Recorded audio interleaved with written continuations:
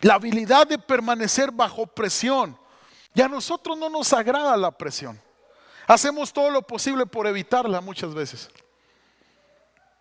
Huimos de ella. Huimos de la presión. Pero Dios usa tus problemas, mis problemas, para enseñarnos a manejar la presión. Para que aprendamos a no darnos por vencidos. Ahora, ¿cómo nos enseña Dios a tener paciencia si todas las cosas resultaran como yo soñé o como yo esperé? Dios nos enseña a tener paciencia en las filas de la espera. Esperar ese milagro. Esperar que Dios responda. Esperar que Dios haga. Y vivimos en una sociedad tan cómoda, iglesia, y conveniente. Todos quieren las cosas ahorita.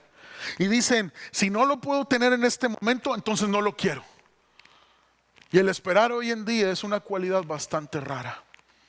Pero Dios quiere formar a su iglesia en la paciencia perseverante.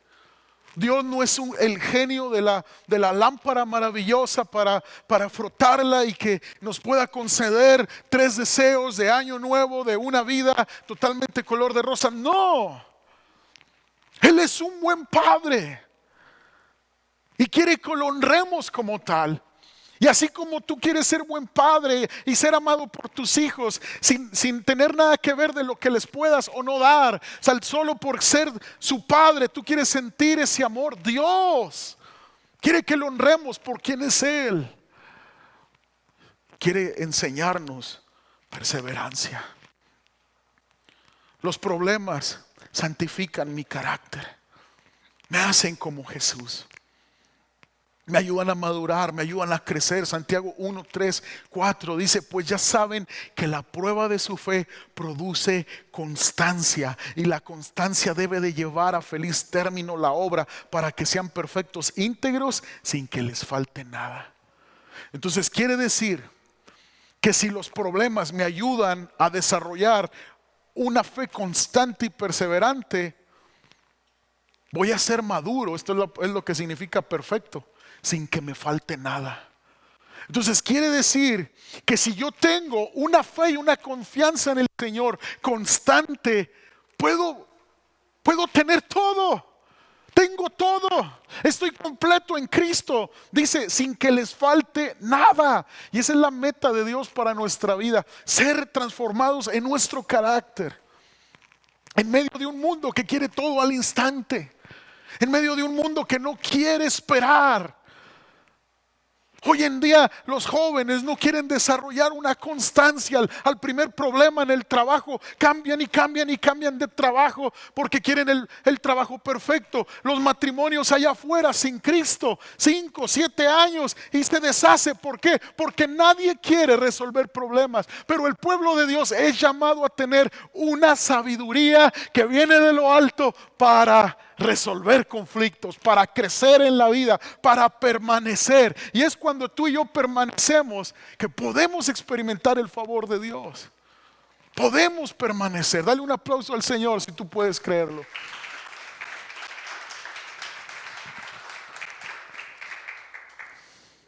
El propósito número 1 de Dios en nuestras vidas es que seamos como Jesús, iglesia. Dios está más interesado en edificar mi carácter que lo que yo tenga de comodidad. Tu carácter es más importante para Él. Si Dios me va a hacer como Jesús, me va a llevar por las cosas por las cuales Jesús pasó. Entonces quiere decir que yo tengo que aprender a morir a mí mismo, a morir al mundo. Si me va a hacer como Jesús, quiere decir que Jesús, aunque fue traicionado, se mantuvo firme en redimirnos y fue a la cruz. Quiere decir que si yo voy a ser transformado a la imagen de Jesús, me puede traicionar las personas más cercanas a mí, pero yo puedo mantenerme en perdón y seguir avanzando al propósito eterno. Quiere decir que si el propósito de Dios es ser como Jesús en carácter y en obra, me va a llevar por lo que Jesús pasó. La iglesia del primer siglo fue llamada cristianos, porque fueron llamados cristianos, porque quiere decir así como Cristo. Cuando el mundo veía a los creyentes del primer siglo, ellos veían a personas que reflejaban el carácter de Cristo, reflejaban el carácter de Dios, reflejaban esa compasión, reflejaban esa integridad en un mundo bajo presión y problemas. Yo quiero reflejar a Cristo delante de mis hijos cuando las cosas no vayan como yo esperaba. Yo no quiero perder los estribos. Yo quiero honrar a mi esposa. Cuando tenga yo problemas, quiero reflejar a Cristo en mi casa. Yo quiero reflejar a Cristo aun cuando la cartera esté vacía o esté llena. Algo que me impactó cuando era joven, no hace mucho, hace unos 5 años. El primer libro cristiano que leí habla de un hombre que fue martirizado en México, de los primeros que llevaron el evangelio a la sierra de Hidalgo, de Chiapas, por todos esos lados. Y cuando él fue martirizado, estuvo presente un joven que les cargó los rifles a los que dispararon contra este predicador. Y cuando él vio su muerte, el libro cuenta que él fue conmovido, arrepentimiento, y decidió abrazar la fe en Jesucristo al ver la entrega de este hombre que murió predicando el evangelio. Y me impactó mucho porque él escribe el libro y cuenta que cuando este hombre predicaba en las plazas, los niños le decían a sus papás: papás, el Señor Jesús está predicando en la plaza. No, hijo, es el predicador don Ricardo. No, es el Señor Jesús. ¿Con qué amor hablaría este hombre? ¿Con qué pasión por el perdido predicaría este hombre? Que los niños veían al Cristo de la Biblia que les enseñaban en la escuela dominical, en la iglesia, en ese hombre. Somos llamados a reflejar a Cristo en medio de nuestros problemas, amados. El propósito número 1 de Dios en tu vida es que seas como Jesús. Hubo tiempos en que Jesús estaba fatigado, se sentía solo, fue tentado a deprimirse, a desilusionarse, pero se mantuvo firme. Y la Biblia dice que hay 2 maneras con las cuales Dios nos hace como Jesús. Número 1 es a través de la palabra de Dios. Si tú quieres desarrollar sabiduría para crecer, sabiduría para la vida plena a la que estás siendo llamado, es a través de la palabra de Dios. San Juan 17:7 dice: santifícalos en la verdad. Tu palabra es la verdad. Santiago 1:22 al 25 dice: no se contenten solo con escuchar la palabra, pues así se engañan a sí mismos. Llévenla a la práctica. El que escucha la palabra pero no la pone en práctica es como el que se mira el rostro en un espejo y después de mirarse se va y se olvida enseguida de cómo es. Pero quien se fija atentamente en la ley perfecta que da libertad y persevera en ella, no olvidando lo que ha oído sino haciéndolo, recibirá bendición al practicarla. No te conformes solo con venir a la iglesia, ven. Aprende la escritura y aplícala en tu vida diaria, en cada actitud. ¿Qué sería de nosotros sin los espejos? Bueno, yo no batallo porque yo no me peino, ¿ves?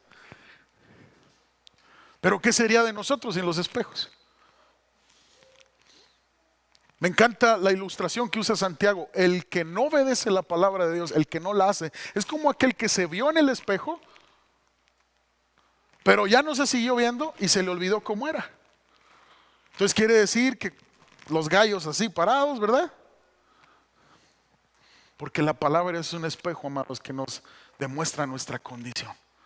Y ahí es donde dejamos de compararnos con nuestro prójimo y nos damos cuenta realmente quiénes somos y nuestra necesidad de cambio, nuestra necesidad de misericordia y de santificación.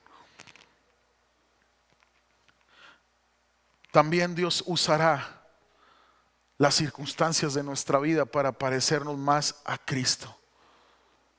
Aquí es donde Santiago nos da un golpe en la cabeza fuerte.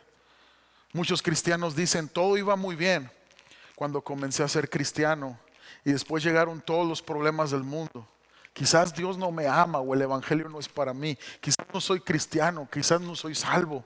¿Por qué desde que confesé a Cristo como mi Señor y Salvador y busco al Señor, me congrego, leo mi Biblia, oro, por qué vez tras vez me pega? Hey, tú estás formando tu carácter en Cristo. Dios está formando tu carácter en Cristo. Él te está haciendo como Jesús. Romanos 8:29 dice, vamos a leer desde el 28, dice: ahora bien, sabemos que Dios dispone todas las cosas para el bien de quienes lo aman. Todas las cosas, buenas y malas, sirven para el bien de quienes lo aman, de quienes lo buscan, los que han sido llamados de acuerdo con su propósito. Fíjate el verso siguiente: porque a los que antes conoció, también los predestinó para que fuesen hechos conforme a la imagen de su Hijo. Aquí está el principal propósito del creyente en Jesucristo: ser como el Hijo, ser como Jesús. Porque para que Él sea el primogénito entre muchos hermanos, para que nos parezcamos a nuestro hermano mayor. Y muchas veces, amados, creemos la misticidad de esto. Escucha bien. Creemos que cuando tenemos un sufrimiento o un problema, delante de Dios se lo podemos intercambiar por algo mejor para nosotros. Y hay dichos: después de la tormenta viene la calma. Y hay mucha gente que cree todo esto y creemos que Dios le da las luchas mejores a sus fieles guerreros. No. No es un intercambio de un sufrimiento o una prueba por un bien inmediato después. No. Esto es más allá. ¿Por qué, amados? Porque tus problemas o tus sufrimientos cooperan para parecerte más a Jesucristo en tu carácter. Es más que un bien inmediato. Es más que, pues tuve una semana mala, con el favor de Dios, Dios me va a dar una semana buena. No es un trueque por un bien inmediato, es una gloria más allá. Nuestro llamado sobrepasa lo terrenal, lo de este mundo. Somos llamados a una vida eterna, a una vida gloriosa en Cristo Jesús. La herencia que tenemos como hijos de Dios es más que lo que podamos recibir en este mundo, es más allá de ver el arco iris cuando se quita la tormenta. No, amados, es un propósito mayor, es parecerme a Cristo, es ser como Cristo. Qué glorioso cuando aprendes a perdonar después de haber sido traicionado. Qué glorioso cuando aprendes a confiar en Dios a pesar de las luchas y las adversidades. Yo sé que muchos tuvieron tal vez un año difícil. Yo lo tuve. Pero ¿sabes qué? El propósito es mayor que tener un año mejor, el 2022. El propósito es parecernos más a Jesucristo en carácter y en obra. Él es Dios, nosotros sus siervos. Dale un aplauso al Señor si así lo crees. Más compasivos, más misericordiosos. Entonces, ¿cómo resolvemos nuestros problemas? ¿Cuál es la sabiduría que la palabra de Dios nos da aquí en Santiago para resolver los problemas? Número 1, alégrense. Alégrense. ¿Cómo? ¿Así? ¿Alegrarnos? Sí. El verso 2, capítulo 1 dice: considérense muy dichosos cuando tengan que enfrentarse con diversas pruebas. Y no malinterpretemos, no se nos está diciendo que ignoremos los problemas, no. Dios nunca nos va a pedir que neguemos la realidad. Él no nos habla tampoco de masoquismo. Él no quiere que tengamos un complejo de tristeza todo el tiempo y de que no, es que es mi cruz este problema. No, para nada de eso. Él quiere que demos gracias al Señor en todo momento, no por todo lo que nos pasa. ¿Cómo vas a dar gracias por la enfermedad? ¿Cómo vas a dar gracias por la tragedia? No. Él quiere que seamos agradecidos aún en medio de ese tiempo por su favor y su gracia. Dice 1 Tesalonicenses 5:18: den gracias a Dios en toda situación. en toda situación. Señor, gracias porque has sido fiel. Gracias Dios porque has sido bueno. ¿Qué pasó en Hechos 16 con Pablo y Silas? Ellos estaban predicando el evangelio, estaban haciendo lo correcto, pero ¿qué pasó? Los encarcelaron. Pero Pablo y Silas, en lugar de deprimirse, ellos comenzaron a orar y cantar himnos a Dios. Dice el verso 25: y los demás prisioneros escuchaban. De repente hubo un gran terremoto y la cárcel se sacudió hasta sus cimientos. Al instante todas las puertas se abrieron de golpe y todos los prisioneros se les cayeron las cadenas. Gratitud en medio de las pruebas. ¿Por qué, amados? Porque tenemos que aprender a alegrarnos en el Señor, en sus promesas, en su cuidado, en su favor. ¿Qué hace la diferencia? Nuestra actitud. Nuestra actitud. Entonces la consideración es una elección. Aun cuando no puedo controlar las circunstancias que me suceden en la vida, puedo controlar cómo responder a ellas. Salmo 34, verso 1 dice: bendeciré al Señor en todo tiempo, mis labios siempre lo alabarán. Siempre, Señor. Gracias, Dios. Gracias. Este año hubo gente que perdimos seres amados. ¿Cómo podemos dar gracias en este tiempo? Gracias porque el consuelo viene del Señor. Hubo personas que recibimos tal vez calumnias, hablaron mal de nosotros. ¿Cómo podemos dar gracias en medio de esta situación? Gracias, Señor, porque tú peleas mis batallas. Porque en medio de eso yo puedo desarrollar perdón aún a mis seres queridos que quedaron mal, que me ofendieron, que quisieron dañar mi reputación. Gracias, Dios. Puedo parecerme a ti en misericordia, en perdón. Regocijarme es mi elección. Alegrarme en el Señor. Número 2, ¿cómo resuelvo mis problemas? Pidiendo al Señor. Oren en todo tiempo. Santiago 1:5 dice: si a alguno de ustedes les falta sabiduría. ¿A cuántos nos falta sabiduría? Yo creo que a todos. A mí me falta sabiduría. Pídasela a Dios y Él se la dará. Pues Dios da a todos generosamente sin menospreciar a nadie. La Reina Valera dice: sin reprocharle a nadie nada. Entonces quiere decir que yo puedo llegar delante de Dios con mi problema y decirle: Señor, no puedo resolverlo. Necesito sabiduría, Padre. Necesito sabiduría para entender a mi esposo. La mujer puede llegar a Dios así. Necesito sabiduría para amar a mi esposa, hombres. Necesito sabiduría, Señor. Necesito entendimiento, Señor. Y Dios nunca te va a reprochar. Ahora si vienes, ¿verdad? Ya cuando intentaste ser sabio en tu propia prudencia, ya cuando intentaste vivir la vida a tu manera, ahora si vienes, no, Dios no es así. Él está amplio para perdonar, es amplio en misericordia, es lento para la ira. Acerquémonos a Dios y Él se acercará a nosotros, dice la Escritura. Este es un año para que tú puedas rendir tu vida a Dios, puedas conocer a Dios en la intimidad y pueda ser transformada toda tu vida. ¿Por qué debería de orar por sabiduría? Para que no perdamos la oportunidad de crecer. Dios nos va a dar día tras día de este año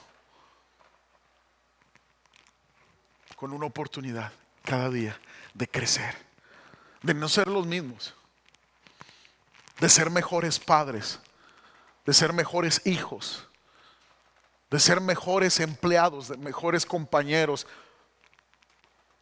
mejores esposos, mejores madres. Si a alguno de ustedes les falta sabiduría, pídanselo a Dios. Y la sabiduría es ver la vida desde el punto de vista de Dios. Orar por sabiduría al Señor es orar para comprender el problema. No hay ninguna situación en la vida de la cual tú y yo no podamos aprender si tenemos la actitud correcta. Y orar por sabiduría es orar de esta manera: En lugar de estar quejándonos del problema y estar diciendo, ¿por qué a mí? ¿Por qué a mí? ¿Por qué a mí me pasa esto? Empezar a orar, Señor, gracias. ¿Y para qué has permitido esto, Dios? ¿Para qué? ¿Qué puedo aprender de esto? ¿Qué es lo que puedo desarrollar en mi persona? Y número 3, con esto termino, si gustas ponerte sobre tus pies. Número 3,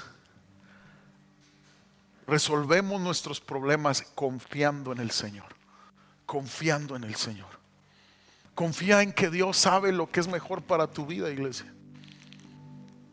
Cooperar con su propósito para que no tengas un cortocircuito en el proceso. Todo mundo en la palabra de Dios, todos los héroes de la fe, todos aquellos que fueron ordinarios y fueron usados por Dios para hacer cosas extraordinarias, pasaron por un proceso. José el soñador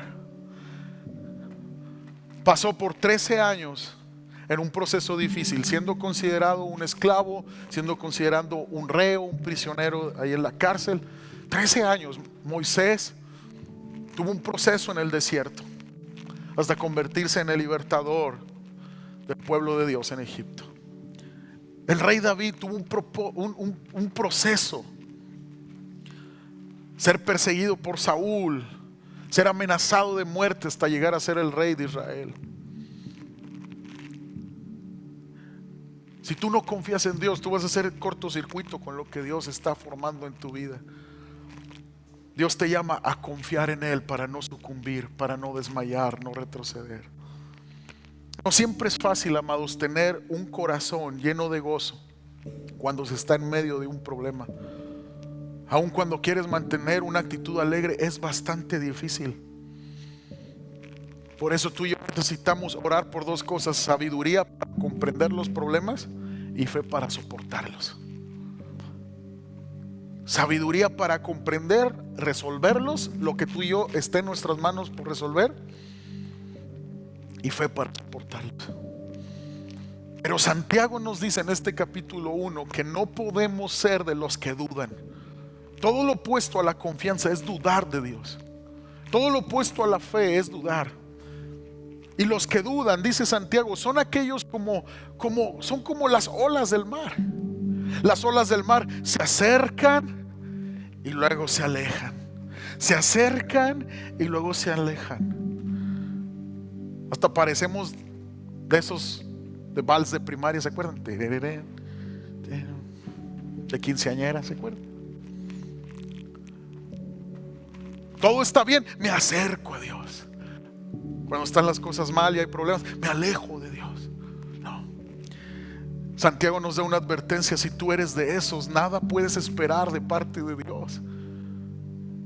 Se resuelven los problemas de la vida confiando en el Señor, alegrándonos en toda situación, pidiendo en oración sabiduría, pidiendo fe para soportarlos y confiando, no dudando en que Dios abrirá camino. Oh, Él va a proveer, Él sanará. Oh, Él se manifestará en gracia. Él nos guardará en completa paz. Él verá por su pueblo. Él verá por mi familia si yo le busco y confío en Él. Dios tiene el poder de hacer algo acerca de ese problema. Y Él lo podría cambiar en un instante, porque Él es un Dios de milagros. Pero muchas veces quiere enseñarnos en esos problemas. Él tiene un propósito mayor: formar nuestro carácter, purificar nuestra fe. Levanta tus manos y dile al Señor: gracias, Dios. Gracias por todo lo bueno, Señor, y gracias aún en lo no tan bueno. Señor, sin importar lo que esté pasando en mi vida, yo quiero darte gracias porque tú estás conmigo. Por eso estoy aquí. Gracias, Dios, por tu palabra que fortalece mi vida. Gracias, Dios. Vamos, alégrate en el Señor. Dile: gracias, Dios, hasta aquí me has ayudado. Gracias, Dios, me has sostenido. Tu mano ha sido visible, Señor. Me has sanado, me has provisto. Gracias, Dios. Gracias, Dios. Ahora pídele al Señor sabiduría para comprender los problemas, para resolverlos. Los que estén a tu mano, lo que tú puedes resolver, pídele al Señor. Dile: Señor, necesito sabiduría para crecer. Dios, no puedo ser una persona que se desanime en las luchas. No puedo ser una persona que un día yo cante alabanzas y que otro día yo me queje. No, Dios. Señor, quiero mantener mi fe en ti, Señor. Quiero aprender a confiar en ti, Señor. Dame sabiduría, Dios. En el nombre de Jesús. Santiago 1:12. Dichoso el que resiste la tentación, porque al salir aprobado recibirá la corona de la vida que Dios ha prometido a quienes lo aman. Entonces Dios dice que habrá una recompensa. Y la recompensa, amados, va a ser para aquellos que soportan en las pruebas y mantienen su fe en el Señor.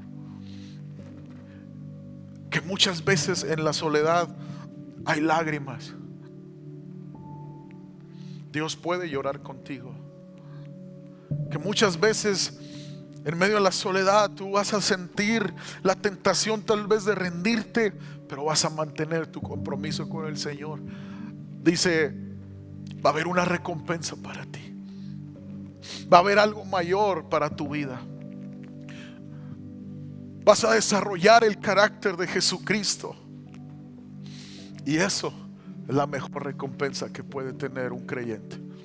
Dile al Señor: Señor, gracias por este año nuevo. Yo recibo sabiduría para crecer.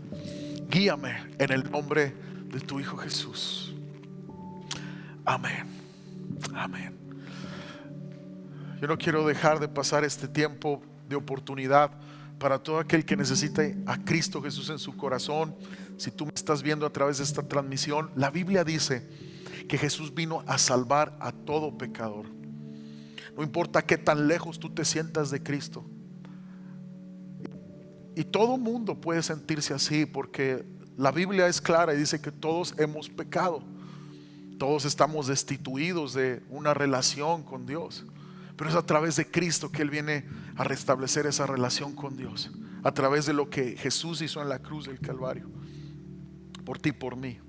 Y es con el corazón que se cree para justicia, pero es con la boca que se confiesa para salvación, también dice la Escritura.